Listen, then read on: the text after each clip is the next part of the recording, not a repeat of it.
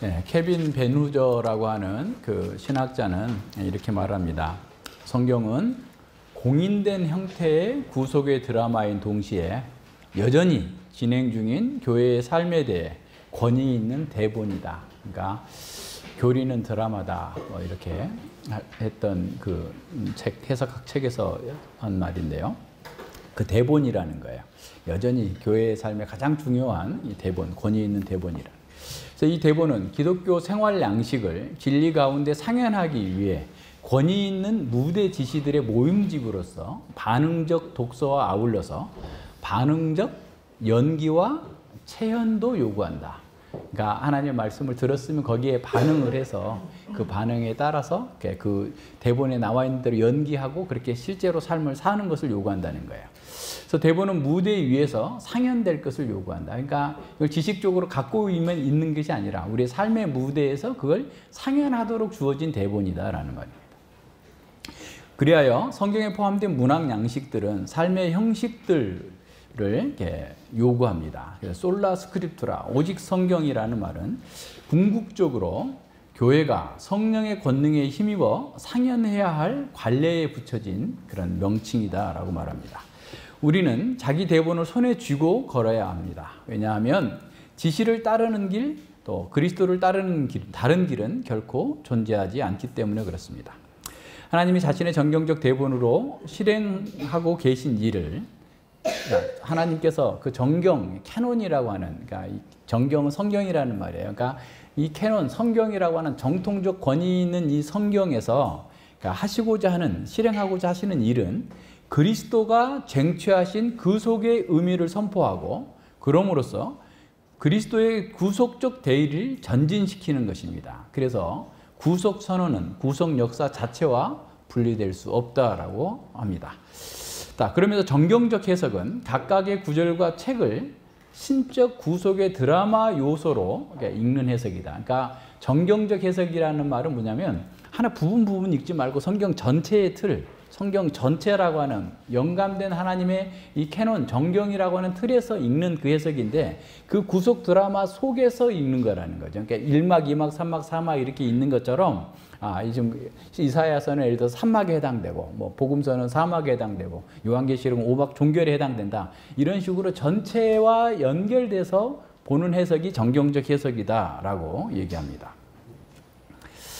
네, 그래서 정경은 그야말로 하나님의 드라마를 이해하고 거기에 참여하기를 바라는 사람에게 권위 있는 대본이다라고 하면서 요약하면 정경은 1차적으로 예수 그리스도가 어떤 분이고 어떤 일을 행하셨는지를 우리에게 들려주고 보여주고 가르침으로써 예수 그리스도를 계속 따르는 방법을 우리에게 보여주는 드라마적이면서도 교훈적인 기준이다라고 말합니다.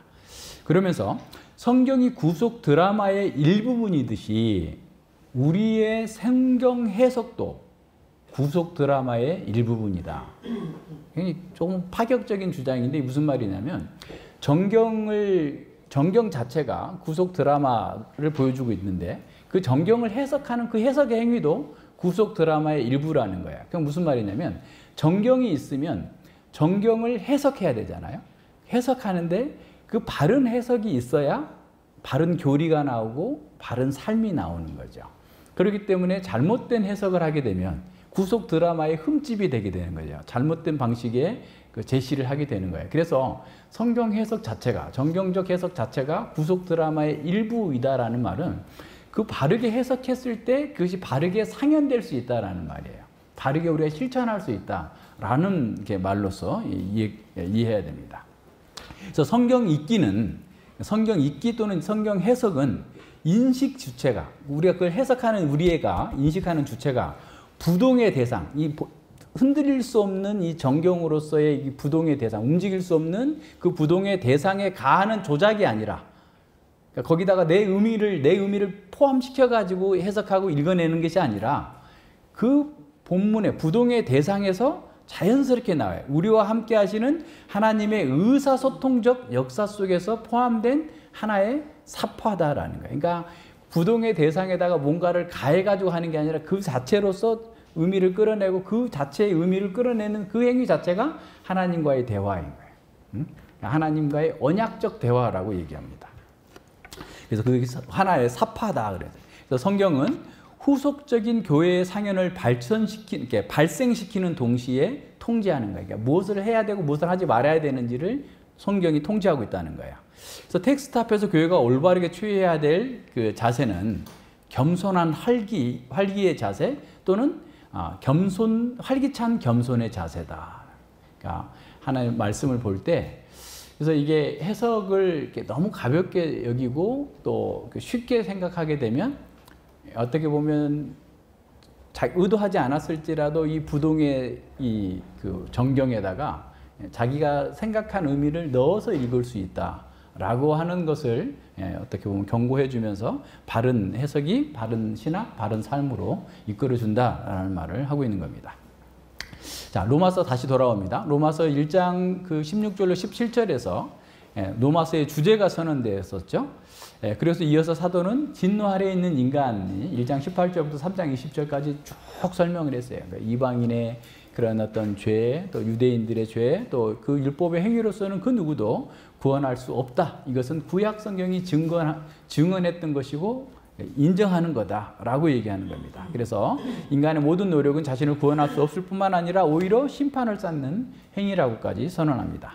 자, 이어서 3장 21절에서 지난주에 본 것처럼 사도는 이제 종말에 율법의 행위 없이 그 구원을 주시는 하나님의 의가 나타나서 이 역사의 대전환점을 이루었다라고 선언합니다. 그래서 3장 21절로 23절은 지난번에 얘기한 것처럼 아나포라라고 하는 방법, 이게 반복하고 확장하는 방법과 그리고 디아트리베, 질문하고 답하는 형식 속에서 하나님의 말씀의 진리를 더 강화시키면서 확장하고 세밀하게 풀어나가는 방식으로 이 진리를 이렇게 끌어가고 있어요. 그래서 로마서는 뭐 아까 성경 전체가 또 하나의 전경인 것처럼 로마서 다 전체가 한 문장이라고 보고 늘 앞뒤로 왔다 갔다 하면서 이렇게 살펴봐야 됩니다. 그래서 이제 1장 23절까지가 오늘 우리가 볼 거고 2장 이제 3장 23절까지 보고 24, 26절에서는 그 칭의의 근거에 대해서 좀 더 명확하게 진술해 줍니다. 그리고 27절로 31절에서는 예상되는 그 반대에 대해서 질의응답하는 방식으로 디아트리베 방식으로 그들이 가지고 있는 잘못된 생각들을 교정해 주면서 나가는 거죠. 그래서 우리는 이 사도 바울의 논리를 따라가면서 아주 퍼즐을 맞추듯이 성경을 해석하는 일, 이게 구속 드라마의 일부라고 하는 것이 이게 아주 심각하게 느껴지는 지난 한 주였을 정도로 저에게도 고된 일이었어요. 그래 우리가 바르게 해석하고 바르게 그 삶을 정립할 수 있기 때문에 그래요. 그래서 조금 오늘 첫 번째 단락이 좀 어렵습니다. 그래서 아예 그냥 제목을 그렇게 붙였어요. 예수 그리스도를 믿는 것인가? 예수 그리스도의 믿음인가? 이게 오늘 어떤 모든 게 다 걸렸어요 여기. 그래서 이거를 이제 쭉 한번 살펴보시고 그래서 좀 어렵더라도 그래서 제가 좀 여기 내용들을 좀 이렇게 여기 주보에다 좀 넣을까 어쩔까 하다가 그냥 이렇게 드렸는데 또 계속 반복이 되니까요. 그냥 보시기 바래요. 자, 그래서 오늘 본문을 잘 이해하려면 1장 16절과 17절을 다시 봐야 돼요. 왜냐하면 아까 얘기한 것처럼 아나포라는 방식으로 그 1장 16, 17에서 선언되었던 주제를 다시 여기서 반복하면서 확장하고 세밀화 시켜가고 있다고 그랬잖아요. 그래서 그 내용들을 한번 살펴봅니다. 16절에서 복음 모든 믿는 자에게 구원을 주시는 하나님의 능력이 됨이라. 첫째는 유대인이요 둘째는 또한 헬라인에게로다 라고 했죠. 그리고 17절에서는 복음에 하나님의 의가 나타나서 믿음으로 믿음에 이르게 하나니 기록된 바 오직 의인은 믿음으로 말미암아 살리라 함과 같으니라 라고 썼습니다. 그래서 이 3장 21절에서 지난주에 봤던 것처럼 바울은 이 종말의 시대에 하나님의 의가 율법의 행위 없이 나타났는데 그것은 바로 율법과 선지자, 구약 성경의 증거를 받은 것이다 라고 선언했습니다. 이어서 이 하나님의 의는 전달적인 의뿐만 아니라 하나님의 속성적인 의, 하나님의 구원하시는 행위의 의를 다 포함한다고 그랬죠. 그래서 이 세 가지 의미가 지금 21절에 다 들어가 있어요. 그런데 이제 22절에서 바울 사도는 하나님의 의가 어떻게 나타나는지를 좀 더 확장해서 진술해 주면서 그 하나님의 의가 믿는 자들에게 어떻게 주어지고 있는가에 대해서 좀 더 풀어갑니다. 잘 따라가야 되는데 좀 어려워요. 그래서 이제 22절에 보면 곧 예수 그리스도를 믿음으로 말미암아 모든 믿는 자에게 미치는 하나님의 의니 차별이 없느니라 그랬어요. 근데 우리말에는 이렇게 예수 그리스도를 믿음으로 말미암아가 먼저 나왔는데 헬라어 구문에서는 디카이오순의 데우라는 말이 먼저 나와요. 그러니까 하나님의 의라는 말이 먼저 나옵니다. 자, 22절은 보세요. 하나님의 의라고 하는 이 주어가 있어요. 그리고 그 하나님의 의라는 주어를 수식하는 두 개의 전치사고가 있어. 그러니까 다시 헬라어 구문을 잘 생각해 보세요. 요걸 하고 가야 그 다음에 이제 진행이 돼요. 하나님의 의라고 하는 주어가 있고 동사는 없어요. 거기에 전치사고가 두 개가 있는데 그리스도를 믿음으로 말미암아 그리고 모든 믿는 자에게 미치는 이라고 하는 이 두 개의 전치사고가 있다. 다시 하나님의 의라고 하는 주어가 있고 그리스도를 믿음으로 말미암아라고 하는 전치사고 하나 그리고 모든 사람에게 미치는 의, 하나님의 의, 미치는까지가 또 전치사고가 두 번째 전치사고가 있어요. 자, 그런데 여기서 이제 문제가 뭐냐면 가장 중요한 해석적 난제가 그리스도를 믿음으로 말미암아라는 말이 두 가지로 해석이 될 수가 있는 거예요. 이게 무슨 말이냐면 주격으로 해석할 수도 있고 목적격으로 해석할 수가 있어요. 예수 그리스도의 믿음이라고 할 수도 있고 그건 주격이죠. 예수 그리스도가 주격이 되고 두 번째로 예수 그리스도를 믿는 믿음이 되는 목적격으로 해석할 수가 있는 거예요. 그래서 우리말 번역에는 목적격으로 해석했죠. 예수 그리스도를 믿는 믿음으로 말미암아라고 해석이 됐죠. 그죠? 예. 그런데 이거를 주격으로 해석하면 예수 그리스도의 믿음으로 말미암아 또는 그 믿음이라는 말이 신실함이라고도 해석할 수 있으니까 동일한 말이니까 예수 그리스도의 신실함으로 말미암아 나온 하나님의 의 이렇게도 해석할 수 있는 거예요. 자, 그러면 이걸 어떻게 봐야 되는가? 첫 번째 이게 목적격으로 해석하면 예수 그리스도를 믿는 믿음이라고 해석하면 뒤에 있는 모든 믿는 사람에게 미치는 이라고 하는 믿음이라는 말이 두 번 겹쳐서 반복되는 중첩으로 해석할 수 있는 거예요. 대부분의 성경은 그렇게 해석을 했어요. 그러니까 영어 성경도, 영어 번역본도 제가 다 이렇게 요새는 막 딱 치면은 그냥 한 30개 거기가 인터넷 치면 쫙 나와요. 그래서 다 이렇게 찾아봤는데 그렇게 나와요. 그래서 그럼 과연 어떻게 해석해야 되는가?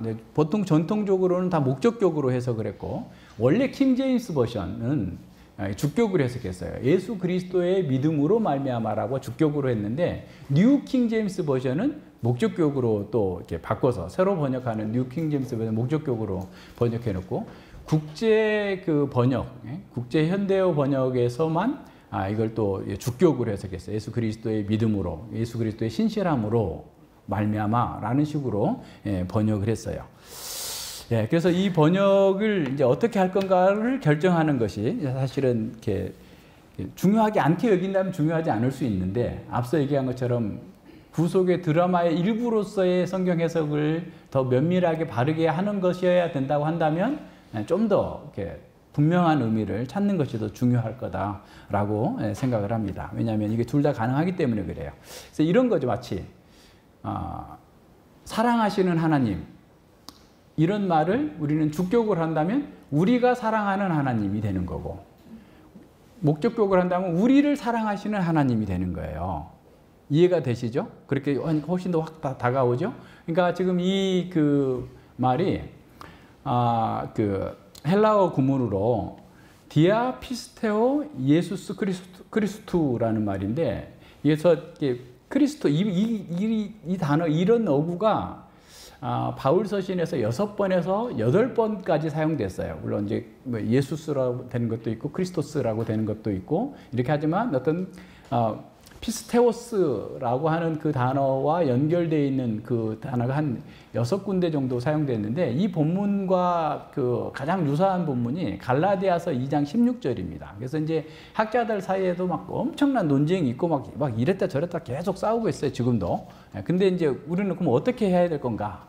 한번 보세요. 갈라디아서 2장 16절을 보면 사람이 의롭게 되는 것은 율법의 행위에서 난 것이 아니요 오직 예수 그리스도를 믿음으로 말미암아 말미암는 줄을 아는 고로 우리도 그리스도를 믿나니 이는 우리가 율법의 행위에서가 아니고 그리스도를 믿음으로써 의롭다함을 얻으려 함이라. 율법의 행위로서는 의롭다함을 얻을 육체가 없느니라. 그러니까 지금 3장 21절과 상당히 유사한 그런 구절이고 단어도 똑같이 사용되었어요. 예, 여기서도 강조되고 있는 것은 사람이 의롭게 되는 것은 율법의 행위에서 난 것이 아니다. 오직 예수 그리스도를 믿음으로 말미암은 줄 안다라는 거예요. 자, 그래서 여기서 강조점은 율법의 행위가 아니라 예수 그리스도를 믿는 믿음이라고 하는데 여기서도 주격으로 해석할 수 있어요. 동일한 단어예요. 그럼 어떻게 되겠어요? 예수 그리스도의 믿음으로, 그러니까 율법의 행위가 아니라 예수 그리스도의 믿음 때문에 우리가 그걸 믿어서 구원 얻는다라는 거예요. 이해가 되세요? 다시 한번. 율법의 행위가 아니야. 그리고 예수 그리스도의 믿음, 예수 그리스도의 신실함 때문에 그 신실함을 믿어서 우리가 구원 얻는다라는 말이에요.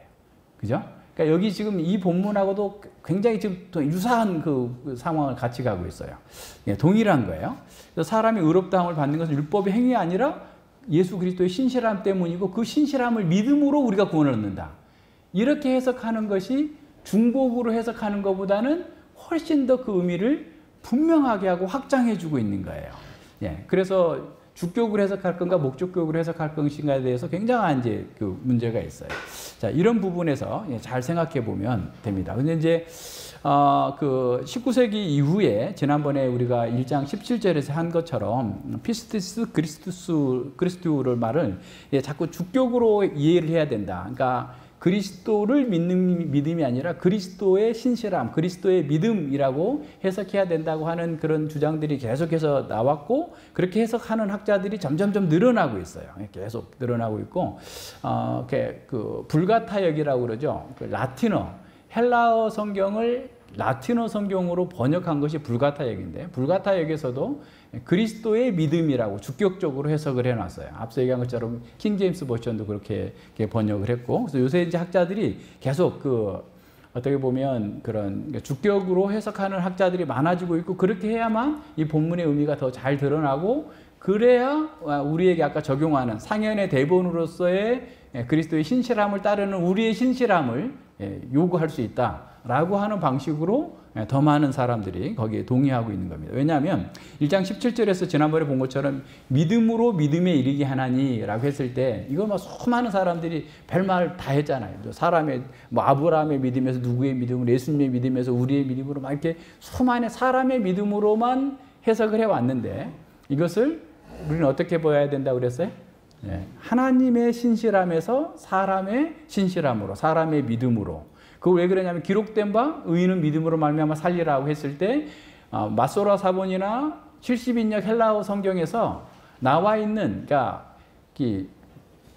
인칭 명사를 바울은 일부러 제거하고서 인용을 했어요. 그래서 의인이 하나님이 의인, 하나님을 믿는 의인이 살리라 할 것인가, 아니면 의인은 내가 믿음으로 살 것인가 라고 하는 그 본문상 사본상의 어떤 굉장히 논란이 있는 부분을 불어 제거하고 그냥 의인은 믿음으로 살리라 라고 했던 바울의 의도는 우리가 하나님의 신실함을 따라서 믿는 사람이 하나님의 신실함 안에서 그렇게 사는 것으로 생명의 복을 누린다 라고 하는 것을 전하기 위해서 그렇게 했다라고 했던 거 기억나시죠?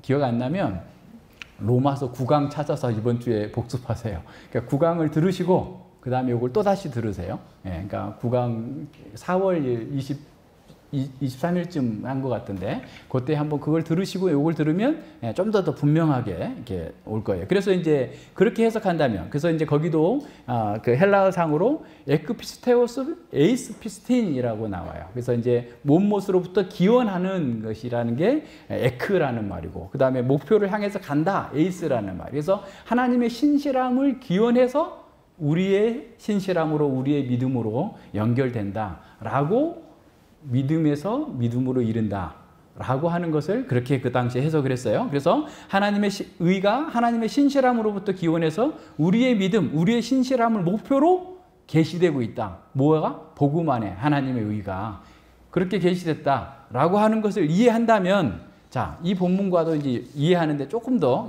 쉬워집니다.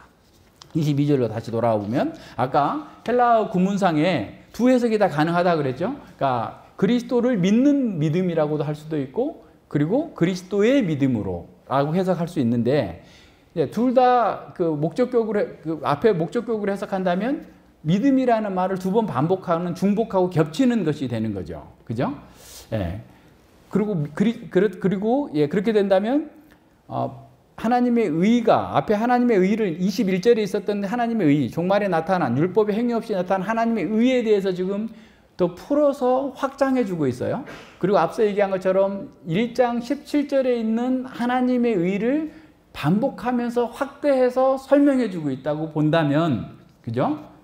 그렇다면 우리는 여기서 하나님의 의를 실현하는 그리스도의 신실함, 그리스도의 믿음으로 해석하는 게 더 좋아요. 왜 그러냐면 또 한 가지 생각할 때는 둘 다 믿음으로 해석하면 다 전달적인 의만 나오는 거잖아. 칭의만 나오는 거잖아요. 근데 앞에는 그리스도의 신실함은 하나님의 공의를 이루시는 것이고 하나님의 행위적 구원을 이루는 하나님의 의를 이루는 거예요. 그렇죠? 그것을 전달적으로 우리가 믿는 모든 사람에게 미쳐야 되는 거예요. 그러면 그것이 더 분명하게 바울의 생각과 로마서의 전체 상황하고도 연결이 돼요. 자, 이것은 빌립보서 2장 6절로 11절에서 나와 있는 예수 그리스도의 어떤 그 순종, 복종을 얘기하면서 십자가의 죽으심을 얘기해요. 그래서 그 사람들이 모든 입으로 예수 그리스도를 주라 시인하게 만드는 거예요. 자, 그리스도의 신실함이 있었고 그 신실함에 근거해서 다른 사람들이 믿어서 구원을 얻도록 만들어주는 논리가 연결이 되잖아요. 그래서 주격적으로 해석하는 것이 더 맞다라는 거예요. 로마서 5장 19절 하반부에서도 한 사람이 순종하심을 인하여 많은 사람이 의인이 됐다 그랬어요. 전반부 한 사람이 범죄함으로써 많은 사람이 죄인 된 것 같이 한 사람이 순종함으로써 많은 사람이 의인이 됐다 그랬어요. 그러니까 한 사람의 순종이 먼저 있었어요. 그리스도의 신실함이 먼저 있었고 그리고 많은 사람들이 의인이 된 거예요. 이해하시겠죠? 그렇다면 1장 16절, 17절 그리고 지금 3장 21절, 22절 그 중간에 또 이렇게 쭉 다른 어떤 본문들과 연결해서 봐도 앞서 그 갈라디아서 2장 16절에서도 보는 것처럼 하나님의 그리스도의 신실함 속에 그러니까 하나님의 의를 좀 설명해 주고 있어요. 하나님의 의가 어떻게 나타났냐? 그리스도의 신실함 속에서 하나님의 공의적 속성이 해결됐고 우리를 구원하시는 그 의가 이루어졌고, 그죠? 그래서 그걸 믿는 사람에게 칭의가 전달적 의가 생기는 거예요. 그래서 이것을 24, 25, 26절에서 더 분명하게 또 확장해서 더 설명해 주고 있어요.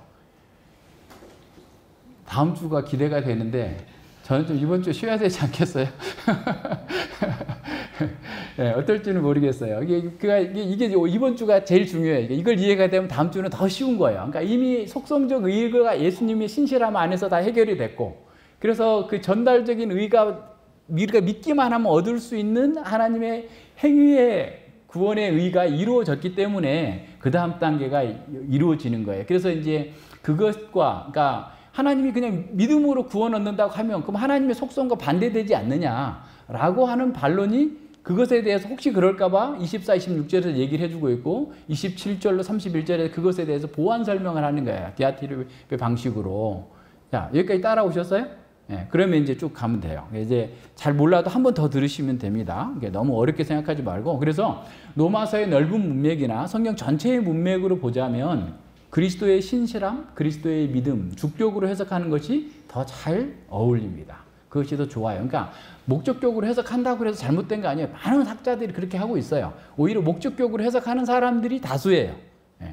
그러나 본문을 좀 더 세밀하게 보자면 우리는 주격으로 해석하는 것이 더 낫다라고 하는 거예요. 그러니까 남들이 말 안 하는 것을 하려고 하니까 더 많이 책을 봐야 되고 더 많이 그 근거를 찾아야 되고 이런 일들이 있잖아요. 그러니까 그 내용들을 잘 생각해서 보시면 돼요. 다시 말하면 예수 그리스도의 신실함이란 이 땅에 오셔가지고 하나님의 말씀대로 철저하게 능동적으로 순종을 하셨고 십자가에 죽기까지 수동적인 순종을 통해서 하나님의 공의를 이루셨고 우리의 죄를 다 감당하시는 그 일을 이루신 거죠.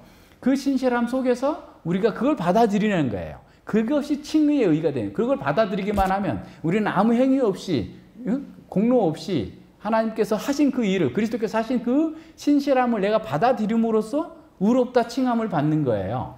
자, 그런 상황들을 우리에게 보여주고 있는 거예요.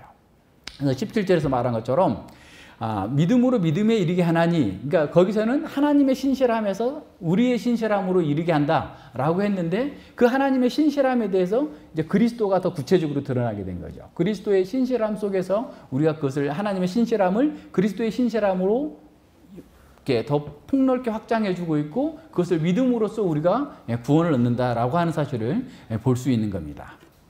그래서 다시 말해서 바울은 종말에 도래한 이 하나님의 의의 선물이, 그러니까 속성과 행위와 전달적인 그 의의 선물이 예수 그리스도의 신실함으로 말미암아 초래되었다. 근원으로부터 시작되었다. 아까 그 예크가 그런 의미가 있다고 하는 것처럼 그렇게 시작됐다라고 얘기하는 거예요. 그래서 하나님의 의는 사람이 그리스도를 믿음을 통해서, 그리스도를 믿는 믿음을 통해서 우리가 칭의를 얻기 전에 이미 그리스도의 신실함과 믿음이 행위가 있어서, 그것이 먼저 있었기 때문에 그 하나님의 의가 우리에게 칭의의 의가 나타났다라고 보는 것이 성경과 우리 논리적으로도 더 맞다라는 거예요. 그래서 예수 그리스도의 삶과 죽음 그리고 부활을 통해서 나타난 예수 그리스도의 신실함으로 말미암아서 하나님의 의가 충족됐어요. 나타났어요. 속성적이고 구원하시는 행위의 의가 나타났어요. 그죠? 그리고 예수 그리스도의 신실함으로 인해서, 그 신실함으로 인해서 모든 믿는 자에게 하나님의 의, 전달적인 의, 칭의가 나타나게 됐다라는 거예요. 그래서 그 칭의는 값없이 주어진 거다. 율법의 행위 없이, 우리가 어떤 참여도 없이 주어진 거다라고 선언하고 있는 겁니다. 그래서 사람들이 예수 그리스도를 믿는 신앙이 있기 전에 먼저 예수 그리스도께서 신실하셔서 우리의 죄를 위해서 쏟아 부어주신 그 하나님의, 그분의 사랑이 먼저 있었다라고 보는 것이 더 맞다라는 거예요. 그래서 우리가 이것을 믿을 때 하나님의 의가 우리에게 입혀져서 우리 또한 그리스도의 신실함을 따라서 닮아서 살아가게 되는 겁니다. 그래서 이렇게 그 해석을 하면 24, 26절에서 좀 더 확장되어서 전달되고 있는 그 진리가 더 분명하게 드러나게 되는 거예요. 그렇게 해야만, 이렇게 주격으로 해석하는 것이 믿음을 반복한다고 하는 목적격식으로 해석하는 것보다 논리적인 연결이나 구속의 드라마가 더 분명하게 펼쳐지게 되는 겁니다. 하나님의 신실하심과 사람들의 믿음이라고 하는 이 구속하시는 은혜의 그 두 요인이 16절과 17, 1장 16절과 17절에서 제시되었고, 지금 21절, 22절, 23절에서 반복되면서 더 확장되고 있고, 24, 26절에서 그것이 그 정당성이 또 어떠한지를 더 풍성하게 풀어주고 있고, 그 나머지 27절, 31절에서 질의응답을 통해서 더 분명하게 나타내 보여주고 있어요. 그러면서 이제 4장에서는 그 아브라함의 예를 통해서 믿음으로 의롭게 된다고 하는 것이 어떤 것인지를 더 분명하게 예증하고 나타내 보여주고 있는 것입니다.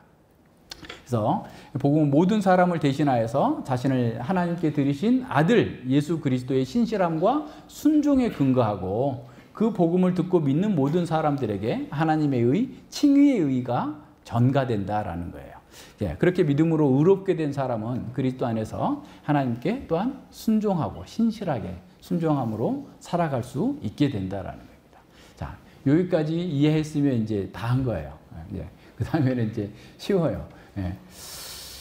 그리고 이제 그 우리말 문장에는 잘려져 있지는 않은데, 이 다음 문장입니다. 차별이 없느니라라는 것은 이제 끊어져 있어요. 모든 사람, 그래서 22절 하반절과 그 23절은 어떤 면에 약간 부록처럼 또 보충 설명해주고 있는 것으로 이렇게 이해하면 됩니다. 차별이 없다라는 말은 1장 16절에서 복음에는 하나님의 구원하시는 능력이 나타났는데, 첫째는 유대인이요 또한 헬라인에게로다. 차별이 없다. 그 말을 다시 반복하고 있는 거예요. 1장 16절에 복음의 어떤 면에서 보편성을, 믿음의 보편성을 얘기하고 있는 거죠. 그래서 하나님의 의는 유대인과 이방인 모든 믿는 자에게 차별이 없이 주어진다라는 거예요. 그래서 복음은 남녀, 민족, 또 인종, 빈부귀천 모든 차별을 뛰어넘어서 하나님의 의를 동일하게 가져다 준다라는 거예요. 그래서 복음의 보편성은 복음이 들어가는 곳 모든 곳에 어떤 차별들을 제거하기 시작합니다. 물론 복음을 오해한 사람들 속에서는 그것을 이렇게 자기들만의 어떤 개토화된 잘못된 행동을 하기도 하지만, 그렇다고 해서 복음의 보편성이 이렇게 무너지거나 그러지 않습니다. 그대로 나아가고 있습니다. 그래서 예수님께서도 너희는 가서 모든 민족에게 복음을 전하고 또 제자를 삼으라라고 했을 때 그 모든 민족은 단지 어떤 정치적인 어떤 단위의 어떤 모든 민족뿐만 아니라 우리 안에 있는 인종적, 언어적, 문화적 모든 그 편견, 차별 다 없애고 그들을 통해서 하나님의 복음을 전해서 보편적인 교회, 보편적인 하나님 나라를 세워나가야 된다라고 하는 그런 가르침입니다.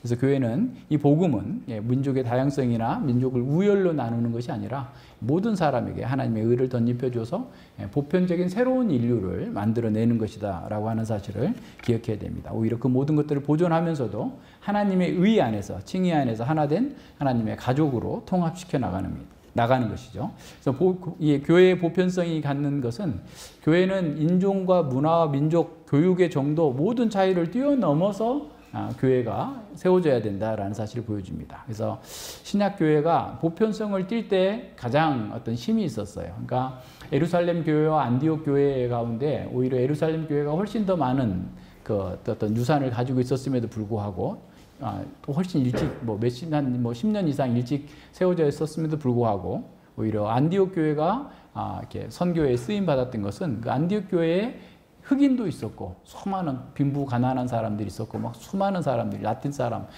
모든 사람들이 어우러진 그런 보편성을 띠고 있었기 때문에 그들에게 성령께서 선교하도록 명하셨고 그래서 쓰임을 받았던 것을 보게 됩니다. 그래서 교회가 이 보편성을 떼야 되는 것은 너무 당연한 겁니다. 그래서 모두가 다 이 교회의 보편성을 이루는 일에 참여해야 돼요. 그래서 갈라디아서 3장 26절에서 보면 우리가 다 믿음으로 말미암아 그리스도 예수 안에서 하나님의 아들이 되었으므로 이제는 유대인인 헬라인이나 종이나 자유자나 남자나 여자 없이 예수 그리스도 안에서 다 하나다라고 선언하고 있습니다. 그리스도께 속한 사람이면 모두가 다 아브라함의 후손이고 또 약속대로 유업을 얻을 자다. 그러므로 우리가 이런 믿음을 가진 사람들은 하나의 공동체 속에서 어떤 차별도 있어서는 안 된다라고 하는 사실을 이렇게 가르친 겁니다. 그래서 모든 차별은 그리스도 안에서 이렇게 극복한 그 교회가 이런 면에서 세상의 빛으로서 보편적인 하나님 나라와 능력을 증거할 수 있게 되는 겁니다. 그래서 세상은 항상 차별이 있어요. 등급별로 차이가 있대. 계급이 다르대. 이미 수능 등급이 1등급 스카이, 2등급 서울, 3등급 어쩌고 6등급 군대 가지고 아이들이 이렇게 차이가 나는데 근데 그 아이들이 다 인터뷰를 해요 자기가. 그래서 그 어떤 아이가 시험을 틀려가지고 막 슬퍼하고 하는데 안타까운데 자기는 안도감이 든다는 거야. 그 아이가 시험을 못 봤기 때문에 자기 등급을 유지할 수 있어서. 그러면서 어떤 그 사회 현상에 대해서 이렇게 그 파이심이 이렇게 얘기하는데 다 등급을 나누죠. 세상은 이 세상이 없어지는 동안 그걸 아무리 없애려고 해도 완화는 되겠지만 없어지지 않을 거예요. 그런데 교회는 그게 없어야 돼요.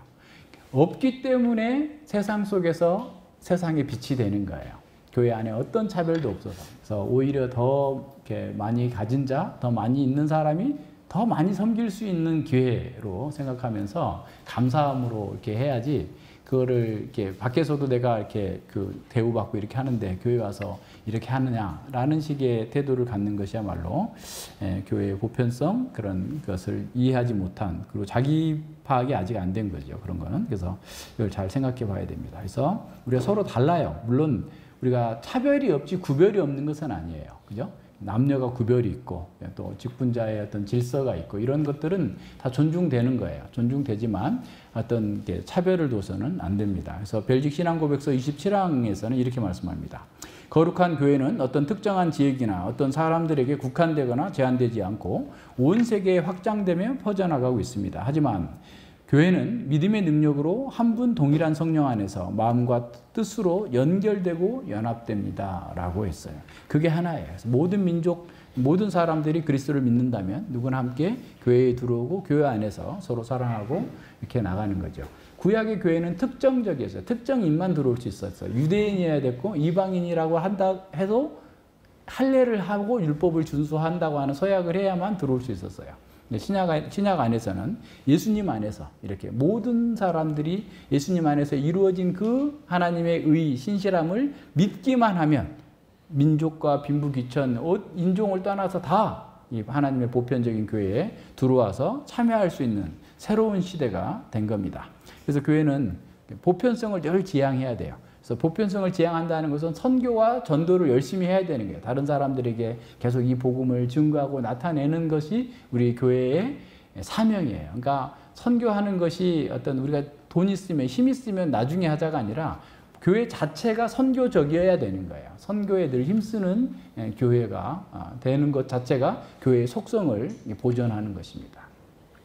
그리고 또 열심히 우리 안에서도 교회 안에서도 어떤 차별이 있지 않도록 서로 섬기고 사랑으로서 이렇게 해 나가야 됩니다. 이런 보편성을 해치는 것 중에 하나가 뭐겠어요? 교회 안에 어떤 직분의 계급화를 하게 되면 그러니까 최고 위에 당회장 목사, 그 다음에 무슨 교육 목사, 부목사, 뭐 무슨 전문 목사 막 이렇게 해가지고 목사들 간에도 급이 있어 이렇게 되면 이것도 보편성을 허무는 거예요. 그러니까 로마 교회가 그런 식으로 직제화 해가지고 타락한 것처럼 개신교회도 계속 그런 방식으로 교회의 직분의 어떤 그 계급화를 해가지고 높여놓게 되면 그 보편성을 허는 것이기 때문에 교회의 속성을 잃어버릴 수 있는 그런 위험을 갖고 있습니다. 23절 봅니다. 23절에 보면 모든 사람이 죄를 범하였으며 하나님의 영광에 이르지 못하더니 라고 그랬어요. 이것 또한 죄의 보편적인 지배 아래에 있는 그런 인생들의 비참한 상황을 이렇게 강조해 주는 겁니다. 바울은 너무 뛰어난 거예요. 구약 성경 전체를 이 한 줄로 요약해 버리는 거예요. 모든 사람이 죄를 범하였으며 하나님의 영광에 이르지 못하더니. 그러니까 모든 율법과 선지자가 예언했고 말했던 그 내용들을 한마디로 한 줄로 압축하는 겁니다. 모든 사람이 하나님의 영광에 이르지 못한 것은 모두가 다 죄를 범했기 때문이에요. 그래서 이 말씀의 창문을 열고 딱 들어가면 창세기 2장 3장의 그 전경이 쫙 보여야 돼요. 어쩌다가 이렇게 됐나? 어쩌다가 죄를 졌나? 그 죄의 의미가 뭔가? 그래서 그 죄로 인해서 어떤 일이 벌어졌는가? 이것이 막 쫙 보여져야 됩니다. 그러니까 창세기 공부 혹시 아직도 안 하신 분이 있다면 또 공부하세요. 이제 공부하시면 더 쉬울 거예요. 조금 더 이렇게 진도 나가서 늘 그러니까 그 기초를 갖고 있지 않으면 이게 안 됩니다. 그럴 뿐만 아니라 창세기 2, 3장 그 이후에 이어지는 구약 성경의 모든 내용이 다 이 내용 속에서 포함돼요. 그래서 이렇게 옷장을 열고 딱 들어갔더니 나니아 연대기에 나오는 나온 것처럼 이 문을 딱 열고 들어가면 창세기부터 시작해가지고 구약 성경의 전체의 그 거대한 파노라마가 쫙 보여야 돼. 그래서 여기 가서 이렇게 보고 저기 가서 이렇게 보고 다 이렇게 보는 것처럼 거기에 한마디로 다 압축돼 있어요. 그럼 2장, 3장 잠깐 압축해서 또 보면 티끌로 지어진 인간이잖아요. 근데 그 티끌로 지어진 인간이 하나님의 형상으로 만들어진 거예요. 그럼 하나님의 형상이라고 했을 때 하나님의 영광을 반영하고 하나님을 대표하고 하나님을 위해서 하나님과 함께 온 세상을 다스리는 사람으로 지음을 받은 거예요. 그때 처음 사람은 하나님의 영광에서 나오는 옷을 입고 있었어요. 그러니까 가장 아름다운 옷을 입은 거죠. 그래서 하나님의 영광, 하나님의 영광의 임재 가운데서 살면서 누리는 그 모든 복을 다 통칭하는 거예요, 여기서. 모든 사람이 죄를 범하며 하나님의 영광에 이르지 못하였더니 라고 할 때 그 영광은 하나님의 임재 가운데서 에덴 동산에서 누렸던 그 모든 복을 통칭해서 영광에 이르지 못하였더니 하나님께 나아갈 수도 없었고 하나님으로부터 발산되어지는 그 영광에 참여한 앞서 얘기한 것처럼 안식과 평강과 자유와 그 기쁨, 그 완벽한 환경 다 상실해버린 것을 이 한마디에 담아서 지금 표현해주고 있는 겁니다. 그래서 하나님의 임재 안에서 생명과 부요함, 안식과 평강과 자유를 누렸던 것들을 이렇게 다 빼앗긴 거예요. 뭐 때문에? 하나님께 죄를 범했기 때문에. 그가 살았던 모든 완전한 환경들 또한 다 파괴되어 버렸고 저주받아 버렸습니다. 하나님의 언약을 어긴 그 죄 때문에 그렇게 된 거죠. 그래서 다시 돌이켜 생각해 보면 이 온 우주 가운데에서 하나님의 영광보다 사람에게 귀한 것은 없어요. 그래서 앞서 얘기한 것처럼 원상의 인간은 하나님의 이름을 거룩히 여기는 삶을 살았어. 하나님의 영광을 추구하는 삶을 살았어요. 하나님의 영광 안에서 살았던 거예요. 그래서 그 사람이 그렇게 영광스러웠었고 생명의 부요함을 누렸고 모든 안식과 기쁨을 그 가운데에서 누렸던 겁니다. 하나님의 그 완전한 하나님의 영광이나 하나님의 완전함 속에서 나타나는 빛인 거죠, 사실은. 그러니까 하나님의 완전함, 하나님의 무한한 가치 속에서, 하나님의 무한한 부요함과 풍요로움 속에서 나타나고 있는 그 빛을 받고 그 안에서 살 때의 사람들은 하나님의 영광 가운데 살았었던 거예요. 근데 그걸 잃어버린 거예요. 그래서 하나님의 도덕적인 완전성, 아름다움, 창조의 모든 세계 속에서 드러난 하나님의 아름다움. 그래서 마태복음에서 예수님께서 솔로몬의 영광이 백합화보다도 못하다 그랬어요.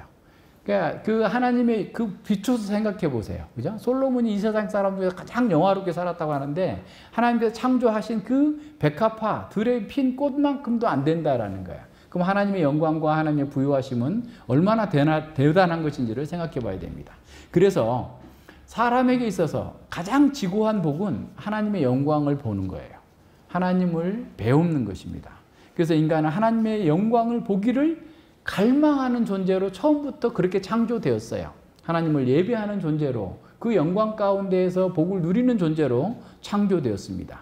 그래서 하나님의 영광은 인간이 갈망하는 모든 것의 최정점이고 완전한 합일체입니다. 하나님의 영광을 우리가 갖고 싶은 거, 원하는 거, 그 모든 것들이 다 하나님의 영광 속에 들어있는 거예요. 근데 하나님의 영광을 구하지 않고 다른 것을 구하면서 그렇게 가려고 하는 것 자체가 지금 사람들의 문제인 겁니다. 인간이 사탄의 꾀임을 받아서 자기를 영화롭게 하고 자기중심적으로 살고자 했을 때 그 하나님의 영광이 사라지게 된 거예요. 언약을 배반한 사람 속에 하나님의 영광이 함께 있을 수 없고 하나님의 임재가 있을 수 없기 때문에 그렇습니다. 그래서 이 모든 죄 때문에 다른 모든 죄들이 파생됐고 하나님의 영광으로부터 완전히 분리됨으로써 인간은 고통과 사망에 빠지게 된 겁니다. 즉시 수치심이 왔다고 그랬죠? 수치심이 온 게 뭐예요? 아까 하나님의 영광으로부터 나오는 옷을 잃어버린 거예요. 그러니까 자기 내면의 수치심, 외부의 수치심이 막 들어와서 도무지 견딜 수 없는 거예요. 그래서 전에도 얘기한 것처럼 그런 수치심을 가리기 위해서 자꾸 자기를 포장하고 자기가 뭔가를 더하는 거예요. 무화과 나무 잎을 계속 더 붙이는 겁니다. 그걸 해결이 안 돼요. 세상에 어떤 방법으로도 해결할 수 없습니다. 하나님의 영광의 옷을 입었을 때 비로소, 그리스도로 옷 입었을 때 비로소 우리는 그 수치심에서 벗어날 수 있어요. 진정으로 하나님 나라의 그 안식과 평강을 누릴 수 있는 겁니다. 두려움이 있는 거죠. 두려움도 왜? 하나님에 대한 두려움이죠. 신에 대한 두려움, 자기 삶에 대한 두려움, 인생에 대한 두려움 때문에 수많은 종교 행위들을 하고 있는 거잖아요. 계속해서 만들어내고 의식적으로 그 일들을 계속 끊임없이 하고 있어요. 그러나 사람들은 모태로부터 죽는 날까지 이 수치와 두려움에서 벗어나지 못하고 계속해서 죽음을 향해 가고 있습니다. 자기를 영화롭게 하면 할수록 오히려 자기 파괴적인 결과를 낳고 있는 허무와 절망 속으로, 고통 속으로 달려 들어가고 있는 겁니다. 그래서 인간의 내면에 있는 모든 목마름과 외적인 환경의 모든 고통은 하나님의 영광을 상실했기 때문이다 라고 하는 사실을 기억해야 됩니다. 사람들은 그 고통의 근본 원인을 모른 채 무화과 나무 잎으로 자력군의 노력으로 자기 스스로 옷을 만들어서 자기 수치를 가리고 하나님을 피하여 숨어서 다른 것을 섬기면서 하나님께 대한 두려움을 해소하려고 하지만 안 된다라는 거예요.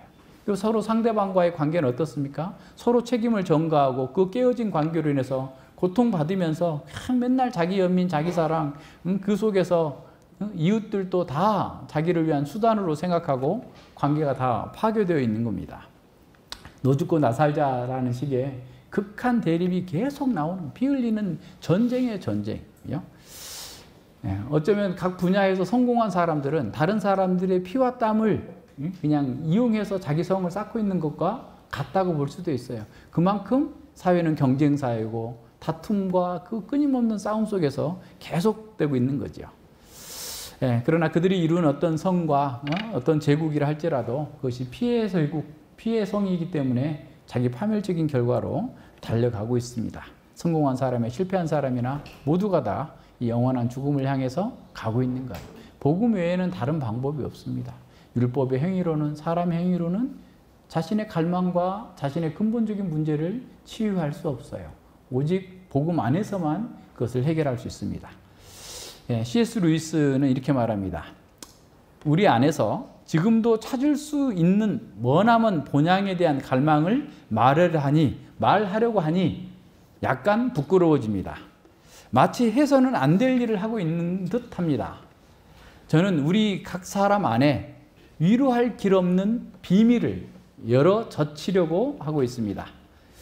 너무나 가슴 저리는 비밀이기에 우리는 거기에다가 향수, 낭만, 청춘 이런 단어를 붙입니다.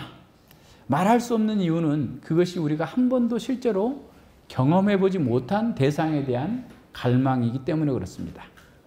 그래서 우리가 흔히 쓰는 편법은 그 대상을 아름다움이라고 부르고 그것으로 문제가 모두 끝난 것처럼 행동하는 것입니다. 워즈워드는 18세기 낭만파 시인이거든요. 대단한 인기, 지금도 인기가 많죠. 그러니까 뭐 어떤 자연을 보고 힐링 소트, 치료하는 생각이 이렇게 나왔다. 이런 말도 하고 아주 그런 아름다운 시를 많이 썼는데 이분에 대해서 이렇게 얘기합니다. 워즈워드가 찾은 그 해결책은 그 대상을 과거의 특정 순간들과 동일시하는 것이었습니다. 야, 지금은 도시 생활에서 막 지치고 찌들고 경쟁하고 이렇게 힘드니까 자연에 돌아가서 자연에서 그 어린 시절에 막 그 뛰놀던 그런 모습들 또는 그 아름다운 광경을 보면서 그 상처받은 그런 마음이 치유되는 그런 어떤 사색의 그런 일들로 그 문제를 풀려고 한다라는 거예요. 근데 그 모든 시도들은 다 속임수에 불과합니다 라고 얘기합니다. 워즈워드가 과거의 어떤 순간들로 돌아간다 해도 갈망의 대상 자체는 발견하지 못하고 그것을 상기시키는 일들만 보게 될 것입니다. 무슨 말인지 이해하시죠? 그 갈망 자체, 그 갈망의 대상은 보지 못하고 그것을 상기하는 것만 볼 수 있다는 거예요. 자, 그러면서 이렇게 얘기합니다. 우리가 어떤 책이나 음악에서 아름다움이 놓여 있다고 생각하고 거기에 기대를 걸면 결국 배신당하고 말 것입니다. 아름다움은 책이나 음악 안에 또는 음악 안에 있는 것이 아니라 그것을 통해서 주어졌을 뿐이며 그 실체는 갈망이라는 거예요. 그 갈망이 무엇일까요? 아름다움, 과거의 기억 등은 우리가 정말 바라는 대상에 대한 좋은 이미지이지만 그 대상 자체로 그것을 대상 자체로 오해하면 그것들은 어리석은 우상으로 변질되어서 그것을 숭배하는 사람들을 상심하게 되고 말 것입니다 라고 얘기합니다. 그들은 우리가 발견하지 못한 꽃의 향기이고 들어보지 못한 곡조의 메아리입니다. 자, 우리의 갈망이 있어요. 근데 그 갈망을 전해주는 향기, 꽃이 있으니까 향기가 있을 거 아니에요. 그러니까 책에서 말하나 사람들이 발견한 수많은 그런 아름다움이라고 포장되어 있는 것들은 결과적으로 인간이 원래 근원적으로 가지고 있었던 갈망, 이제 직접 해왔으니까 그냥 또 까놓고 얘기하면 하나님의 영광, 에덴 동산에서 누렸던 그 인생들이 가지고 있었던 최고의 절정의 그 갈망, 그 향수가 품어내는 향기에 불과할 뿐이라는 거예요. 그 아름다운 곡조의 멜로디에 불과한데 그것 자체를 우상화해버리면 우리는 상심하게 될 것이고 실제로 그 갈망이 채워지지도 않고 고통에 빠지게 된다는 거예요. 이해하시겠죠? 이건 얼마나 잘 이게 그 문학적으로 표현하고 있습니까? 우리가 아직 방문하지 못한 나라에서 온 소식입니다. 방문하지 못한 잃어버린 신라권에서 온 그 소식을 우리는 듣는 곡조는 그런 정도라는 게 아무 아름다운 음악에 막 심취돼가지고 막 빠지고 있다 할지라도 그것이 그 사람의 갈망을 채워줄 수 없다라는 말이에요. 자, 우리가 받은 교육 대부분은 이 수줍고 끈질긴 내면의 목소리를 막아버리기 위한 것이기 때문이다. 그러니까 어떤 교육도 이런 진짜 우리가 가야 될 하나님의 영광으로 가야 될 자리를 못 가게 막아버리는 역할만 했다는 거죠. 무슨 말인지 이해가 되시죠? 그래서 대부분의 현대 철학은 이 땅에서 인간이 행복을 찾을 수 있다고 믿게 하기 위해서 고안되었습니다. 그러니까 이 땅에서 그것이 있을 거다 라고 하면서 자꾸 얘기를 한 수많은 말들을 만들어낸다는 거예요. 하지만 진보나 창조적 진화를 주장하는 철학자들도 우리의 진짜 목표가 다른 곳에 있음을 마지못해 증언하고 있다는 것은 놀라운 일입니다. 그러니까 해보니 자기들도 안 된다는 걸 아는 거죠. 해봐야 이건 향기에 불과하고 꽃은 아니었다 라고 하는 사실을 아는, 향기는 있다가 지나가 버리잖아요. 꽃이 있어야 계속 향기가 나오는 거지. 이런 상황인 것을 안다는 거예요. 그런 철학의 대변자들이 이 땅이 우리의 집이라고 주장할 때 그 얘기를 어떻게 펼쳐가는지를 잘 들어보십시오. 그들은 이 땅을 천국으로 만들 수 있다고 설득합니다. 이 땅에서 유랑하는 신세임을 아는 우리의 정확한 직감에 호소하고 있는 겁니다. 그래야 먹혀들 거 아니에요. 우리의 어떤 정서적으로 어떤 공감할 수 있는 부분들이 있어야만. 근데 결국은 어떻다는 거죠? 그건 안 된다는 거, 없다는 거예요. 그럼 우리의 근본적인 갈망이 어떤 거예요? 하나님의 영광 가운데에서만 채워질 수 있다는 거예요. 다시 얘기하면. 그래서 이 챕터의 장이 영광의 무게예요. 영광의 무게. 한번 읽어보세요. 그러니까 잘 생각하면서 봐야지 그냥 읽으면 잘 이해 안 돼요.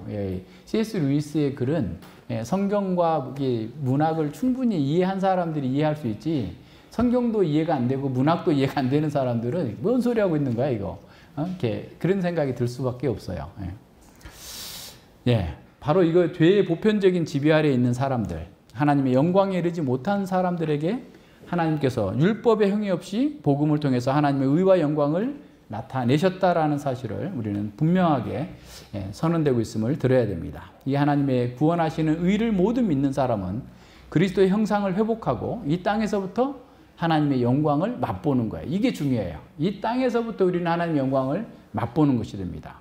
임마누엘 하신 하나님의 아들이 우리와 함께 하시고 거룩한 성신께서 우리와 함께 하시면서 하나님의 영광을 나타내시고 우리가 그토록 갈망하던 하나님의 영광을 맛보고 누리게 해주시는 겁니다.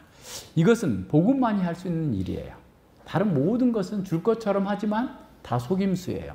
C.S. 루이스의 말대로 표현하자면 세상의 정신, 소비주의와 쾌락주의와 개인주의와 수많은 것들은 그 갈망을 육체의 정욕과 연결시켜서 그것을 하도록 하지만 루이스가 말하고 있는 것처럼 그런 어리석은 우상들로 변질되어서 결국 고통에 빠질 수밖에 없다는 사실을 기억해야 됩니다.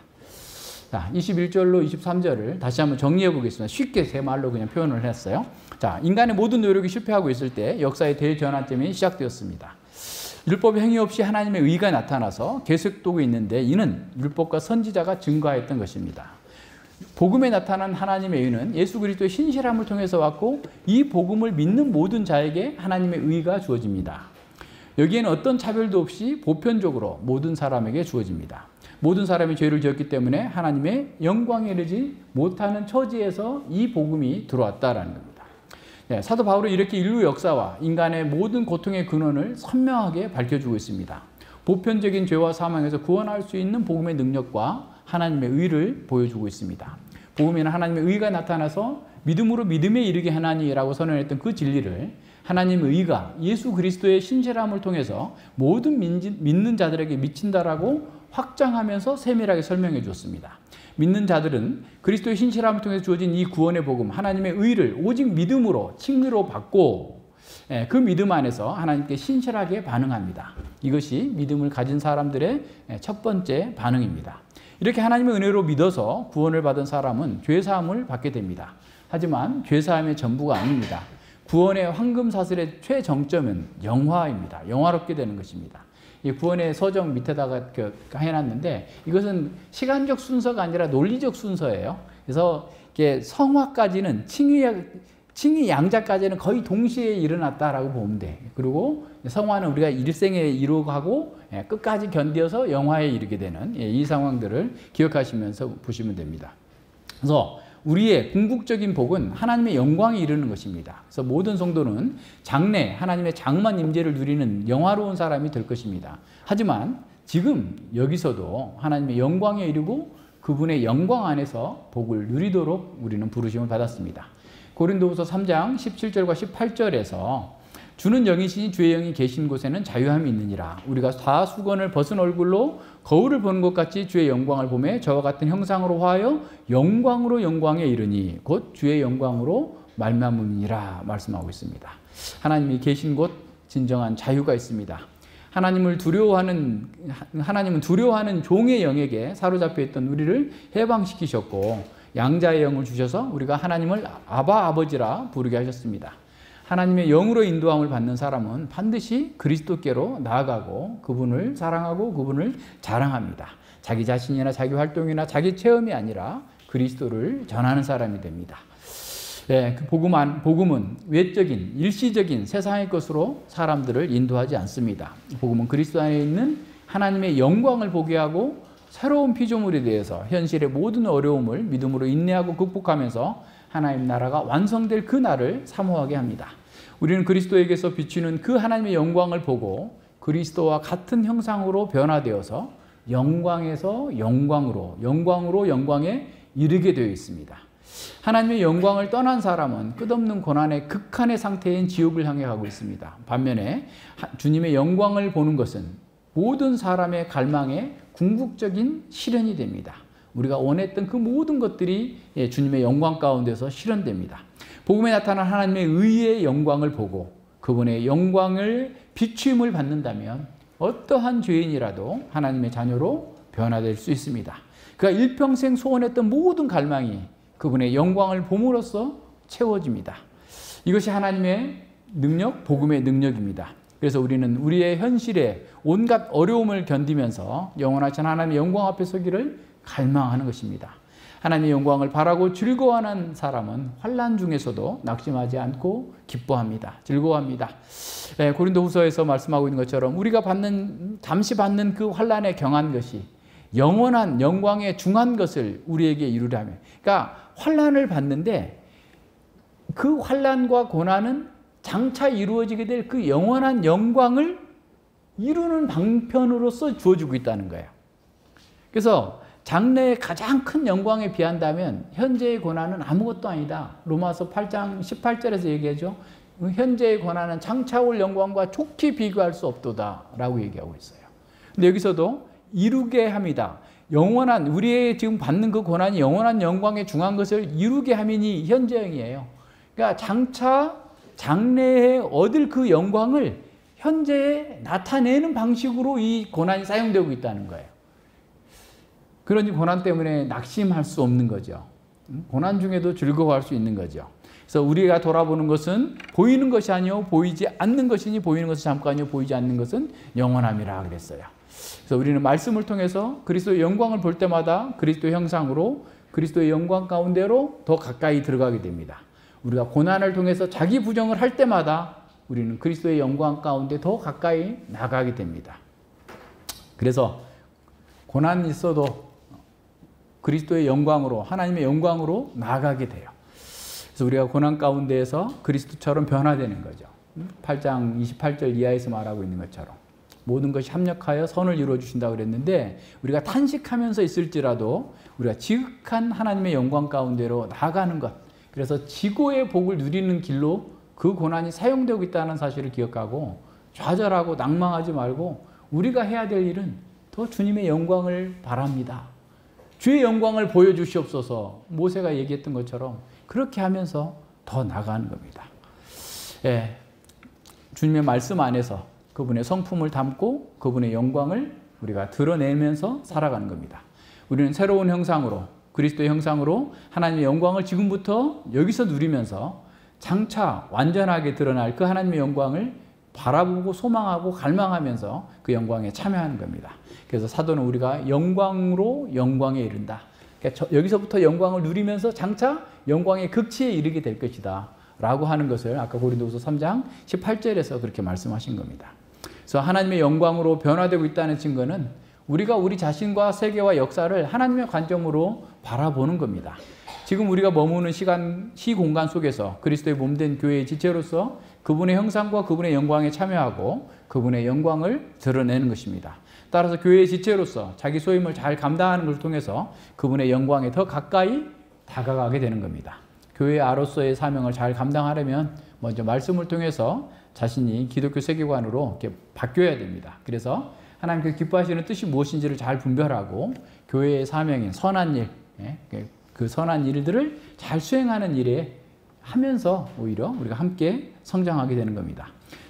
따라서 말씀을 소홀히 하는 교회와 신자는 방향 감각을 잃고 표류할 수밖에 없어요. 더 안타까운 것은 이 하나님 나라의 영광과 그 부유함을 누리지 못하고 있다는 겁니다. 세상의 허접한 것들의 마음을 빼앗기고 그 정체성마저 잃어버릴 위기에 떨어지게 됩니다. 개혁교회는 모든 성도가 서로 하나님의 말씀으로 권면하고 기독교 세계관으로 무장하도록 힘쓰는 상호 목회의 원리가 있어요. 그래서 모든 성도는 서로 권면해 주는 거예요. 데살로니가 전서 5장에 보세요. 피차 권면하고 막 이렇게 하고 약한 자에게 이렇게 하고 어떤 사람이 이렇게 하고 계속 서로 모든 성도들이 함께 권면하면서 그리스도의 군사로서 온전히 세워지도록, 그래서 모두가 다 교회의 덕을 세우고 상대방의 덕을 세우는 일에 참여하도록 우리에게 가르치고 있습니다. 바로 이런 방식으로 우리는 이 놀라운 구속의 드라마를 이 시대와 이 문화 속에서 그리스도의 신실함을 따라서 신실하게 구현해낼 수 있게 됩니다. 우리의 존재의 이유와 삶의 목표가 하나님의 영광에 맞춰져 있다면 그 어떤 상황에서라도 즐거워하면서 하늘의 복을 누릴 수 있습니다. 사탄이 지배하는 이 시대와 예수 그리스도의 통치하시는 내세가 겹쳐진 이 종말의 시대를 살고 있는 우리가 지혜롭고 충성된 종으로 살아나가야 됩니다. 우리는 성삼위 하나님께서 만드신 최고의 걸작품입니다. 우리는 하나님의 영광을 담지하고 있기 때문에 그렇고 그 영광을 누리고 있기 때문에 그렇습니다. 그래서 그분의 영광으로 영광에서 떠나서 허무와 절망에 빠진 이웃들에게 그분의 영광을 보여주면서 당신의 갈망의 모든 최정점은 바로 예수 그리스도 안에 있습니다. 하나님의 영광에 참여하면 당신은 모든 것들을 만족하고 기뻐하고 안식하고 평강을 누릴 수 있을 것입니다. 라고 전해주라고 하는 그 사명을 우리가 받은 것입니다.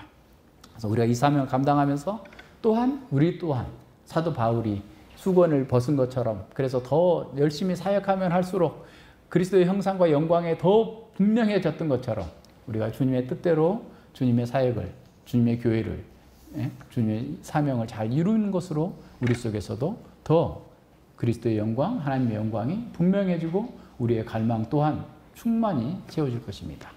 기도합니다. 하나님 아버지 감사드립니다. 주님께서 이 복음 안에서 이루신 이 놀라운 일들을 우리가 보았습니다.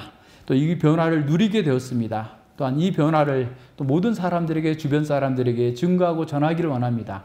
주께서 저희들과 함께 하셔서 참으로 이 영광의 복음 안에 있는 하나님의 의의 영광을 보게 하시고 누리게 하시고 또한 그것을 증거할 수 있도록 저희들을 준비시켜 주시옵소서. 저희가 날마다 이 고난 가운데에서 말씀을 공부하면서 주님의 영광 가운데에서 기뻐하고 즐거워하면서 더욱더 충만히 주의 영광을 드러내는 그리스도의 황기요, 그리스도의 영광의 구현체로서 하나님 나라의 영광을 증거하고 나타내는 사람으로서의 삶을, 또 교회로서 삶을 살아갈 수 있도록 주님께서 붙들어 주시고 인도하여 주시옵소서.